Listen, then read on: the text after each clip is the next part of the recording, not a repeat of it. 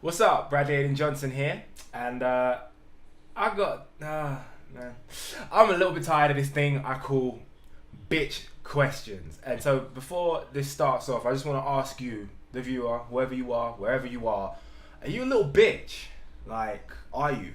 Like, I don't know who you are because I'm just making this video, I'll make it, record it, put it up. But before, I'm just wondering, are you a little bitch?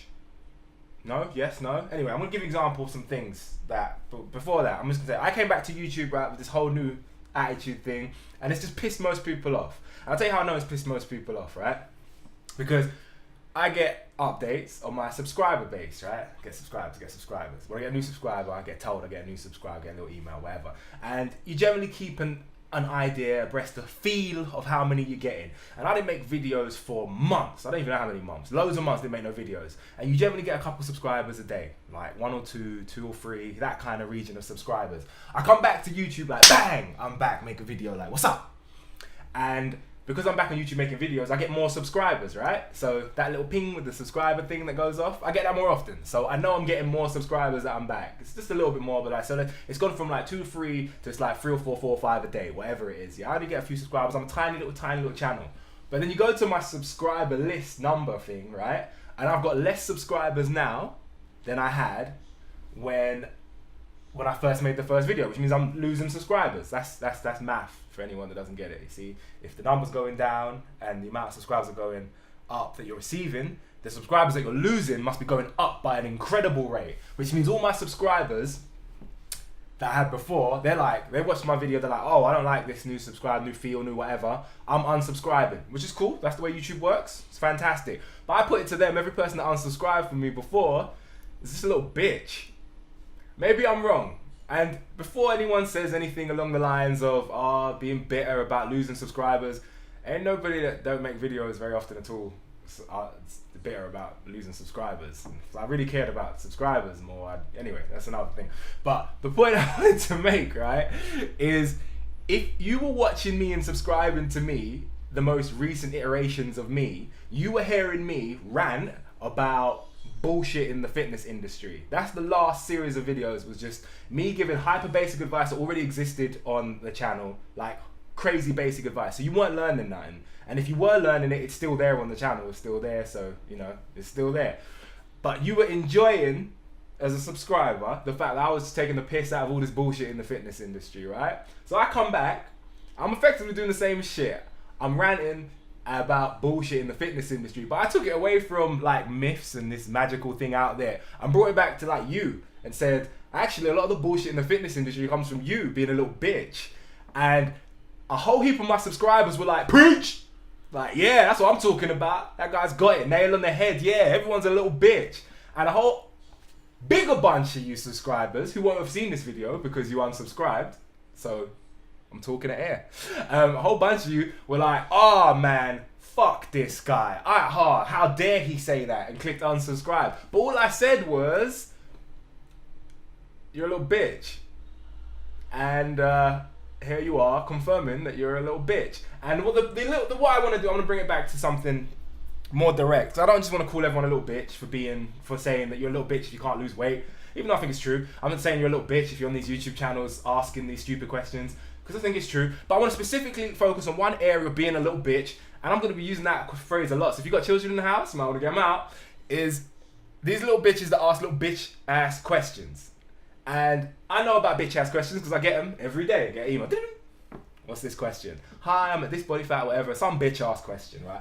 And I want to say it's the fault of the people asking the questions, but a little bit I think it's the fault of these subscribers, the YouTubers, which means me. I have, on this channel, if you look, answered little bitch-ass questions before. But I think I'm doing people a disservice. Now, even as a tiny channel that I am, with a couple thousand views, or whatever, couple thousand subscribers, and you know, views in the hundreds of thousands of the total videos. Not like hundreds of thousands, not millions like you. Just you know, I've got a couple of views. I've got a small subscriber base. Now, when someone asks me a question, even though I'm a small YouTube channel, I am still a person that has some modicum, even if it's infinitesimal tiny, influence over the world. If I say something in a video, a few hundred people might see it, another few hundred people that might see it, 10 of them might make them think slightly differently, and one of them might be forced or feel compelled to try something they wouldn't have otherwise tried. That is called influence. I have a tiny smidgen, a nanometer of influence over the planet I'm on. And the things I say, things happen. And if you disagree with that as a point, you're an idiot, because trust me, I have some influence. I say things and people then do them subsequently. Every YouTuber knows about this. Once you start getting a few subscribers, and your subscribers generally goes up and you're in around 1,000, the things you say, they influence the way people do things. So as someone that has a small amount of influence comes with great, or a smidgen of power, a smidgen of responsibility. And so I have to have a little bit of responsibility to feel good when I sleep at night. Yeah, over that half a person that may do half a thing based on something I half said. So when you ask me a question, just like when a little kid says, hey, can I have a sweet? They really want a sweet, and they really want that sweet. And you could give them the sweet and then they get what they want, yeah? But you probably shouldn't give them sweets, because it's bad for their teeth for them to eat sweets too much and have a sweet every day after school, and one in the, you know, kids will ask for sweet for breakfast, they'll ask for cookie for lunch, they'll ask for, you know, if you gave them everything they wanted, yeah, their diet would be fucked. So you don't, you do something else. You say, all right, look, I hear what you're saying, I know what you asked me for, but I'm not going to give you what you asked me for, because I'm going to be responsible and do something else. So when I get asked a little bitch question, in the past, I just gave the child the sweet, you know. How do I lose fat here? Should I eat food? If I'm eating food late at night, should I answer the question? But the real answer with a lot of these questions is, quit being a little bitch. And I'll tell you a YouTuber that is, and this is someone I greatly respect, by the way, but they are so guilty of bitchinizing their subscriber base. It's, you know him, you love him. If you subscribe to me, you probably know about him. It's Juggernaut Fitness TV, Jason Blaha. He is fucking awesome. He's one of the most knowledgeable people on YouTube. His mind is like a treasure trove. I wish I could hang with him for just like a few days and learn some of the shit he knows, yeah? He's got it all up in there. But when he's asked questions, and it's probably part of the reason why he's got such a massive subscriber base and he's so loved and respected, he answers every question on its merit, like every question is a reasonable question. But what he gets is 95% little bitch ass questions. And you know, I took his most recent, this come out today, I think this came out today. He does a Monday Q&A thing. I'm gonna put links and stuff. You can go and check him out. You should subscribe to him if you don't. He's fucking amazing. But he gets asked questions like, I'm gonna give you an example of a little bitch ass question, yeah? And whoever asked this, you are a little bitch, okay? If dietary fat is more easily stored as body fat, assuming the same caloric surplus, if I'm gaining 2 pounds per month, will more of that be fat rather than muscle if I eat, say, 80 grams of fat a day as opposed to 50 grams? Oh. God, it's such a little bitch ass question. I just don't. What you really like? It's not about getting into the science. It's just about, really, is this what you do day to day? Like, oh man, I'm eating 50 grams of fat. You're counting up all your fat and your macros. You're training in the gym and you're like, oh my God, wait, if I put on this much muscle, how much of a percentage of it will be fat? And couldn't you just tell experientially, like, how much fat you're putting on by how much fat you've put on? What would be the big deal if you went for a month and, like, I mean, in these tiny amounts of difference, like what we talk, let's assume, yeah, it was a massive difference. We're talking about a whole month goes past and you put on, say, the biggest extreme of what this could possibly be, 1/4 pound of fat after a month. And you needed to ask that in a fucking question. You couldn't just feel it out and just move on with your life. Is this the kind of thing that plays in your head when you could be watching cartoons, going out having fun, drinking Kool-Aid, jerking off, whatever? You could be doing anything and this is what's going on in your head. What a little bitch ass question. And, you know, there's more. Is there any benefit or drawback to microloading 1/4 to 1 pound jumps versus larger 5 to 10 pound jumps when focused on hypertrophy? Would that simply delay the adaptation response?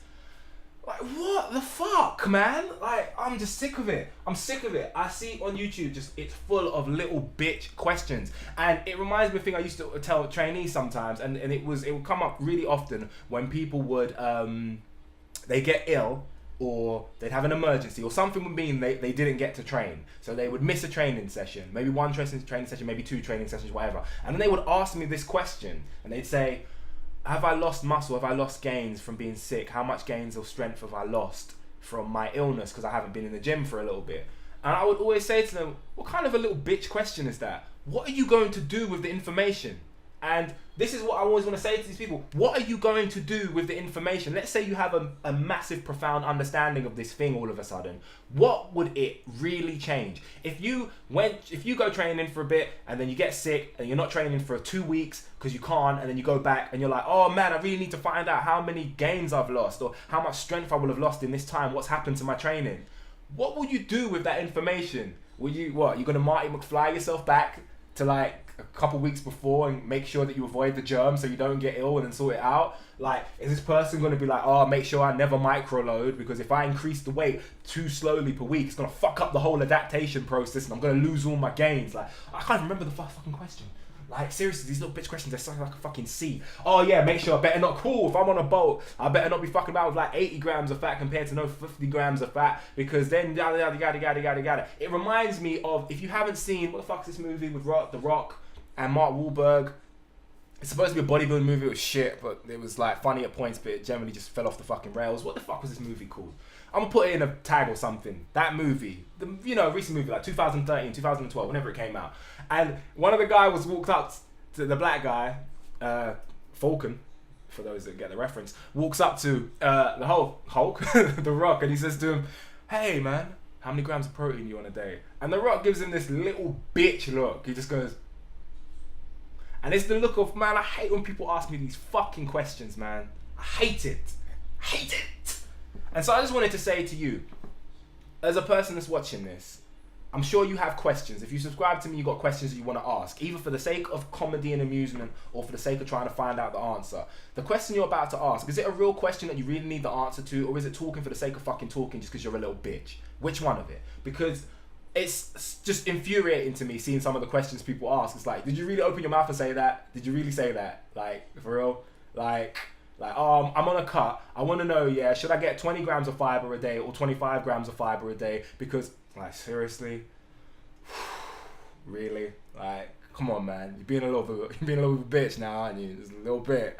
So, yeah, these questions, I think as a YouTuber, I should, to get more subscribers, answer all of these questions seriously with my serious hat and face on.